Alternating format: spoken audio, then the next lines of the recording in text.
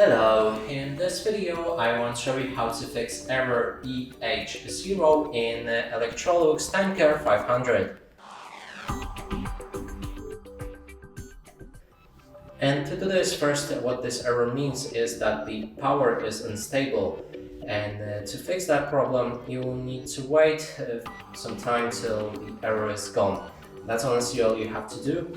You can alternatively try to unplug your washing machine from the power source, connect it again after 60 seconds. If this still didn't fix it, try disconnecting other electronic devices and see if the problem is fixed then. If not, you might need to call a technician. And that's it for this video. Hope you like it. Please consider subscribing to our channel, leave a like and a comment below.